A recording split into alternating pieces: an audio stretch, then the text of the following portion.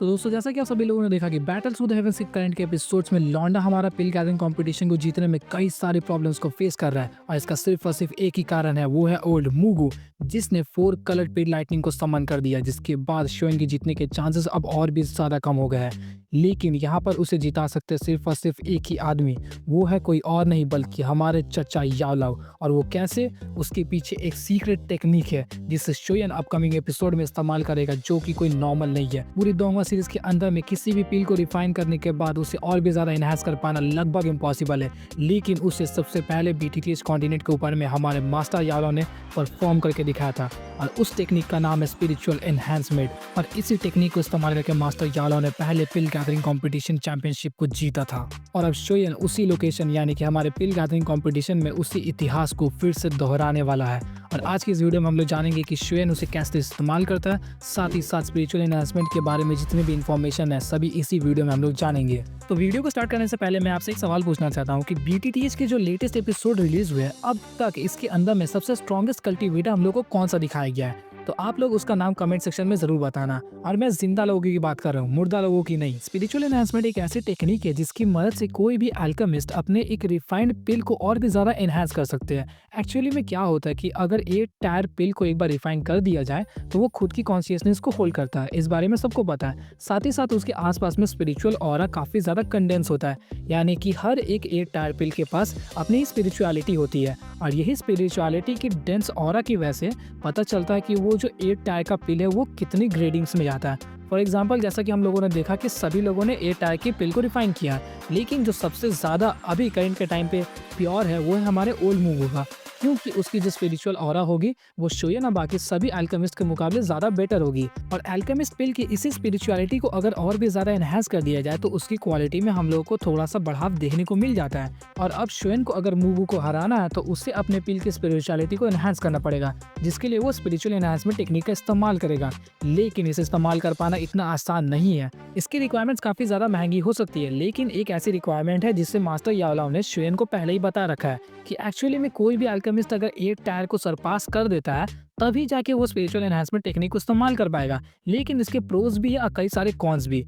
Pros ये है कि एक तो ये पिल की क्वालिटी को राइज तो करा देगा, उसकी स्पिरिचुअल ऑरा को और भी ज्यादा कंडेंस और क्वालिटी में बढ़ाकर, लेकिन इसके दो साइड इफेक्ट्स हो सकते हैं। पहला, एक तो वो उस पिल को खराब कर देगा पूरी तरीके से, जिस वजह से जो भी वो 8 टायर का पिल बना वो पूरी तरीके से बर्बाद हो जाएगा, यानी कि उसकी कोई भी इज्जत नहीं बचेगी।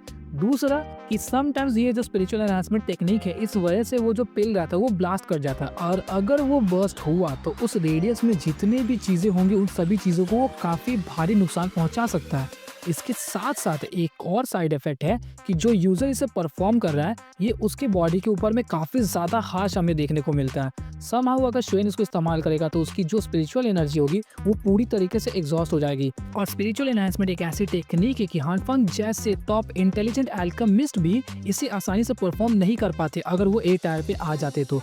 अब इससे आप लोगों को अंदाजा हो गया होगा कि स्पिरिचुअल एनहांसमेंट किस तरीके की टेक्निक होने वाली है। तो चलिए अब जानते हैं कि शोयन इसे कब इस्तेमाल करेगा। जैसा कि आप सभी लोगों को पता है कि लास्ट एपिसोड के अंदर में हमारे मूगू ने 4 कलर्ड पिल लाइटनिंग को ऑब्टेन कर लिया है, जिस वजह से अब उसकी जो जीतने के चांसेस है वो और भी ज्यादा बढ़ गए हैं। और उस दौरान सबकी जो आशाएं थी वो पूरी तरीके से टूट चुकी थी। जब बाकी के कॉम्पिटिटर्स जैसे कि साविंग, दानचंद सभी लोगों ने अपने पिल्स को रिफाइन कर लिया था, तो उस दौरान सभी लोगों को ऐसा लग रहा था कि सिर्फ और सिर्फ ओल्ड मूगू के टक्कर में शोयन और एल्डर हुआ ही वहाँ पे प्रेजेंट है, जिस वजह से सभी लोगों की आशा इनसे काफी ज्यादा थी। लेकिन ओल्ड मूगू के 4 कलर्ड पिल लाइटनिंग को देख के सबकी आशाएं टूट गई। उसी दौरान शोयन भी नहीं समझ पा रहा था कि वो कैसे अब इस पिल गैदरिंग कंपटीशन को जीते, और उसे लग रहा था कि वो एक लूजर बन के रह जाएगा। तभी साविंग शोयन की तरफ में काफी होपफुल नजरों से देखती है, और उसी दौरान शोयन को अपने एक पास्ट लाइफ का छोटा सा मोमेंट याद आता है, जिस दौरान उसने मास्टर याओलाओ से पूछा कि किसी भी पिल को रिफाइन करने के बाद क्या हम लोग उसे और भी ज्यादा एनहांस कर सकते हैं। तो वहां पर मास्टर याओलाओ ने स्पिरिचुअल एनहांसमेंट टेक्निक के बारे में बताया था, और शोयन अब सोच चुका था कि इसे परफॉर्म करना भी यहाँ पे काफी ज्यादा जरूरी हो चुका है। लेकिन इसके साथ साथ मास्टर याओलाओ ने उसे ये भी बताया था कि इसे परफॉर्म कर पाना कोई आसान चीज नहीं है, उसे सभी के सभी प्रिकॉशंस पहले से ही मालूम थे। लेकिन उसके पास सिर्फ और सिर्फ यही एक आखिरी मौका बचा था इस पिल गैदरिंग कंपटीशन को जीतने के लिए, जिस वजह से वो इस रिस्क को लेने के लिए अब तैयार हो चुका था। उसी दौरान वो अपने हाथों से एक स्पिरिचुअल एनहांसमेंट टेक्निक को निकालता है और साथ ही साथ अपने ग्लेज्ड हार्ट लोटस फ्लेम को भी उसे 2 पार्ट्स में स्प्लिट कर देता है और उसके साथ साथ उसके आईब्रोज के बीच से निकलता एक और हेवनली फ्लेम, जो कि था एक्चुअली में हमारा बोन चिलिंग फ्लेम, जिसे देखने के बाद सभी के सभी ऑडियंस वहाँ पे बिल्कुल पागल हो गई थी। यहाँ तक कि टॉप 3 एल्डर्स भी इसे देख के इतने ज़्यादा चौंक गए कि वो लोग विश्वास नहीं कर पा रहे थे इस बात पर कि एक्चुअली में शोयन ने बोन चिलिंग फ्लेम को भी ऑब्टेन कर लिया है। जिसके बाद शुआन ई और शुआन कॉन्गजी इस बात को समझ जाते हैं कि याओ चेन ने फाइनली एक ऐसे डिसाइपल को ढूंढ लिया है जो कि उसकी इनहेरिटेंस को आगे चल के फॉलो करने वाला है। जिसके बाद शोयन कहता है, टीचर प्लीज प्रोटेक्ट मी, और ऐसा कहने के बाद वो स्पिरिचुअल एनहांसमेंट टेक्निक को परफॉर्म करना स्टार्ट कर देता है। उसी दौरान शुआन ई वहाँ पर समझ जाती है कि वो कौन से टेक्निक को इस्तेमाल करने वाला है, और वहाँ पर शुआन कॉन्गजी बताता है कि आखिर ये लौंडा करना क्या चाहता है। तो वहाँ पर शुआन ई उसे बताती है, क्या तुम्हें याद है कि लास्ट बार जब पिल गैदरिंग कंपटीशन हुआ था तो वहाँ पर याओ चेन ने कौन सी टेक्निक को इस्तेमाल किया था? तो उसे सुनने के बाद शुआन कॉन्गजी के पूरे रोंगटे खड़े हो जाते हैं और वो कहता है कि स्पिरिचुअल एनहांसमेंट टेक्निक, लेकिन वो तो एक ऐसी टेक्निक है जिसे टॉप टायर के अल्केमिस्ट भी काफी आसानी से परफॉर्म नहीं कर पाते और उनके पास काफी भारी ब्लैक ऐश भी होता है, लेकिन ये लड़का क्या उसे परफॉर्म कर पाएगा? यहाँ पर सभी लोग इतने ज्यादा नर्वस थे, लेकिन शुआन ई कहती है कि अगर कोई और होता तो मैं एक टाइम के लिए सो सकती थी, लेकिन ये याओ चेन का डिसाइपल है जिसने याओ चेन के इनहेरिटेंस को अब तक फॉलो किया और अब आगे चल के इसे और भी आगे बढ़ाने वाला है। इस वजह से मुझे इसके ऊपर में पूरा भरोसा है। उसके बाद उनकी नज़र स्टेडियम की तरफ में बढ़ती है तो वो तीनों हेवनली फ्लेम से एक दूसरे के साथ में कोलाइड करने लगते हैं और थोड़ी देर बाद तीनों फ्यूज हो जाते हैं। और इसको फ्यूज कर पाना शोयन के लिए कुछ ज़्यादा मुश्किल नहीं था, क्योंकि शोयन ने पहले ही एक्सटर्मिनेशन एंग्री बुद्धा लोटस को क्रिएट किया है, जिसके लिए 3 फ्लेम्स को मर्ज कर पाना काफ़ी ज़्यादा मुश्किल होता है। लेकिन यहाँ पर जो 3 फ्लेम्स को मर्ज करना था वो उसके मुकाबले काफ़ी ज़्यादा आसान था। इसी वजह से शोयन इसे काफ़ी आसानी से परफॉर्म कर देता है। लेकिन इसके बाद जब अगले स्टेप्स आने वाले थे वो शोयन की स्पिरिचुअलिटी के ऊपर में काफ़ी गहरा घाव छोड़ते। और शोयन जब धीरे धीरे करके इससे और भी ज़्यादा परफॉर्म कर रहा था तो उसकी बॉडी के अंदर से स्पिरिचुअल एनर्जी धीरे धीरे एग्जॉस्ट होती जा रही थी और वो काफ़ी ज़्यादा कमज़ोर होता जा रहा था। लेकिन वो उस रिफाइनमेंट प्रोसेस को वहीं पर छोड़ता नहीं है, वो उस रिफाइनमेंट प्रोसेस को कंटिन्यू रखता है और थोड़ी देर बाद ही वो अपने स्टोरेज जिंक से स्पिरिट नरिशमेंट पाउडर को निकालता है। जिन लोगों को याद है कि ये स्पिरिट नरिशमेंट पाउडर उसे कहाँ पर मिला अभी कमेंट करके बताओ। और इसके बाद वो अभी भी इस पिल को रिफाइन करना कंटिन्यू रखता है। आधे घंटे की कड़ी मशक्कत के बाद उस पिल्स के ऊपर में तकरीबन हजारों छोटे मोटे होल्स हो जाते हैं, लेकिन शोयन की जो स्पिरिचुअल एनर्जी थी वो पूरी तरीके से एग्जॉस्ट हो चुकी थी और उसकी बॉडी से काफ़ी भारी मात्रा में खून बाहर गिर जाता है। लेकिन वो खून एक तरीके का स्पिरिचुअल ऑरा में कंडेंस हो जाता है और धीरे धीरे करके उस पिल के अंदर में अब्सॉर्ब होना स्टार्ट हो जाता है। थोड़ी देर बाद ही जब वो पूरी तरीके से अब्सॉर्ब हो गया तो वो पिल अब एनहांसमेंट प्रोसेस में एक स्टेप और आगे बढ़ चुका था। शोयन की इस फर्दर प्रोग्रेस को देखकर वहाँ के जो तीनों एल्डर्स थे वो काफ़ी ज़्यादा खुश होते हैं। साथ ही साथ वहाँ के सभी ऑडियंस भी काफ़ी ज़्यादा एक्साइटेड हो गई थी और काफ़ी ज़्यादा उसे चीयर अप भी कर रहे थे। लेकिन मूगू वहाँ पे काफ़ी ज़्यादा नाराज़ होने लगता है। वो सोचता है कि अभी मन कर रहा है कि इसे यहीं पर जान से मार दूं, लेकिन उसे पता था कि अगर उसने एक कदम भी वहाँ से आगे बढ़ाया तो शुआन कॉन्गजी उसे एक ही झटके में ख़त्म कर देगा और उसे अच्छा बहाना मिल जाएगा कि उसने क्यों ओल्ड मूगू को मारा है, जिस वजह से वो वहाँ पर अपने गुस्से को दबा कर रह जाता है। तभी थोड़ी देर बाद वो जो शोयन का पिल लाइटनिंग का थंडर क्लाउड था उसके अंदर में थोड़ी चेंजेस आने लगते हैं, जिसे देखने के बाद मूगू वहाँ पे खुश हो जाता है, क्योंकि उसे पता था कि पिल लाइटनिंग को अब्सॉर्ब करना भी यहाँ पर एक इम्पॉर्टेंट रूल है और अगर वो उसे अब्सॉर्ब नहीं कर पाता तो उसकी पिल भी डैमेज हो जाएगी, साथ ही साथ वो पिल गैदरिंग कॉम्पिटिशन से बाहर हो जाएगा।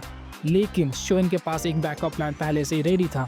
जैसे ही वो देखता है कि थंडर क्लाउड्स के अंदर में काफ़ी ज़्यादा चेंजेस आ रहे हैं तो वो थंडर क्लाउड के अंदर में एक और कलर आ जाता है जो कि था एक्चुअली में गोल्डन कलर, जिसे देखने के बाद सभी लोग समझ गए थे कि ये एक्चुअली में हमारा 4 कलर्ड पिल लाइटनिंग है। लेकिन उसके अंदर में थोड़ी और चेंजेस आते हैं जिसे देखने के बाद वहाँ के सभी ऑडियंस बिल्कुल पागल हो गई, क्योंकि वो था एक्चुअली में 5th कलर जो कि था हमारा पर्पल। और इसे देखने के बाद सभी लोगों को लग रहा था कि शोयन अब इस कंपटीशन को जीत सकता है। लेकिन तभी सभी लोगों को याद आता कि स्पिल लाइटनिंग को झेल पाना किसी भी अल्केमिस्ट के लिए कोई आसान बात है नहीं। यहाँ तक कि अगर यहाँ पे एलिट दोजून अल्केमिस्ट भी होते तो उनके ऊपर में इतना भयानक ब्लैक ऐश होता कि वो वहाँ पर मर भी सकते थे। और यहाँ पर शोयन तो सिर्फ और सिर्फ एक डोजोंग ही है।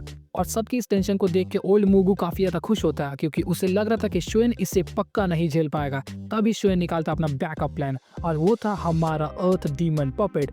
उसे देखने के बाद वहाँ के जो एल्डर्स थे वो लोग समझ गए थे कि एक्चुअली में ये अर्थ डीमन पपेट के साथ में क्या करना चाहता है। और तभी और डीमन पपेट ऊपर की तरफ में जाने लगता है और वो फोर्थ लाइटनिंग को खुद की बॉडी के ऊपर में स्ट्राइक कराता है। और डीमन पपेट उसे अब्सॉर्ब कर पाएगा कि नहीं, इस बारे में शुएन भी थोड़ा सा नर्वस था, क्योंकि पहले ओल्ड मूगू के हमले से और डीमन पपेट काफी ज्यादा कमजोर हो चुका था। लेकिन और डीमन पपेट भी हमारे लॉन्डे शुएन की जैसा ही है, उसने उस फोर्थ लाइटनिंग को काफी आसानी से ऑब्जॉर्ब कर लिया और इसके साथ साथ उसने फिफ्थ लाइटनिंग को भी ऑब्जॉर्ब कर लिया और वो अपग्रेड हो जाता है गोल्डन कलर के पपेट में। उसके बाद उसका नाम चेंज होकर बन जाता है स्काई डीमन पपेट और इसकी जो पावर्स थी वो एक एलिट डोजों के आसपास पहुंच चुकी थी, यानी कि up to 2 star to 3 star डोजों के आसपास में।